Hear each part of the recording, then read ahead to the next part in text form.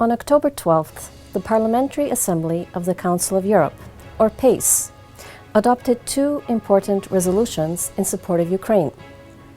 In contrast with earlier, very cautiously worded PACE documents, these resolutions refer to the war in Ukraine not as a Ukrainian conflict, but as, quote, Russian aggression in Ukraine, end quote. These resolutions call on Russia to withdraw its troops from the territory of Ukraine and to suspend its military support of separatist rebels in eastern Ukraine. These resolutions clearly show, more than ever before, the unequivocal support of PACE for Ukraine's sovereignty and territorial integrity. PACE considers Crimea to be part of Ukraine and to have been annexed by Russia. PACE considers activities of the self-proclaimed People's Republics of Donetsk and Luhansk, that is, the DNR and the LNR, to be the responsibility of Russia. PACE condemns the human rights abuses and violations occurring in the Crimea, particularly against Crimean Tatars, and also in the DNR and the LNR, and calls on Russia to remedy the situation. PACE also does not recognize the results of the Russian parliamentary elections held in the Crimea. In an official statement, President of Ukraine, Petro Poroshenko, called the PACE resolutions on Ukraine, quote, a joint victory of Ukrainian diplomacy and a pro-Ukrainian international coalition, end quote.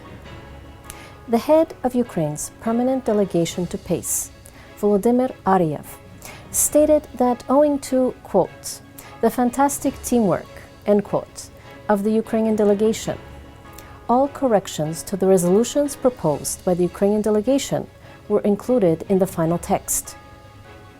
Also, People's Deputy Vladislav Holub commented that a very important role in Ukraine's success with PACE was played by the presentations made by two Ukrainian survivors of Russian and Russian-backed political imprisonment, Hennady Afanasyev and Volodymyr Zhemchuhov, who very effectively conveyed to the European parliamentarians their first-person witness accounts of Russian aggression and human rights violations in the occupied territories of Ukraine.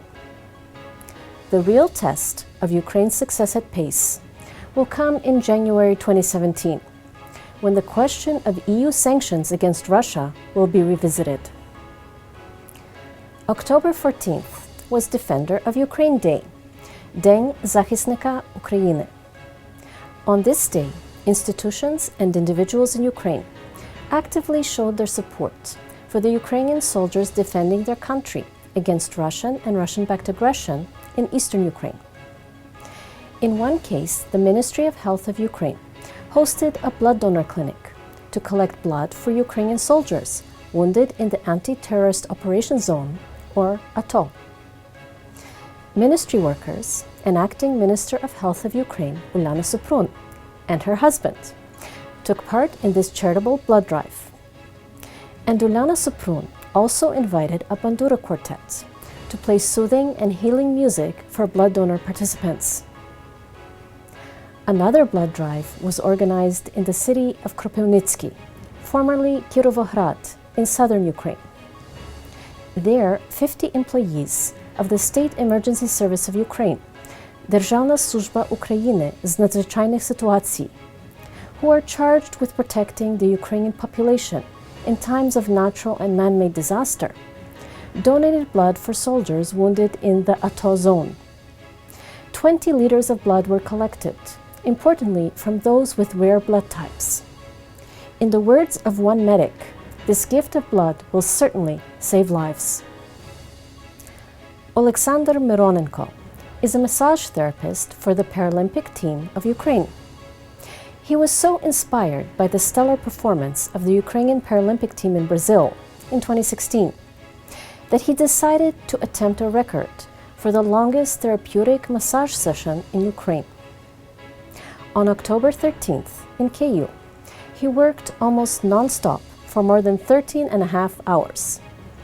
He dedicated his record to the Ukrainian Paralympic team, which garnered third place overall in the standings in Brazil and won a total of 117 medals. I'm Tania Stech. And this was Ukraine in the news. Канал 1+1 тепер доступний на Bell International Programming.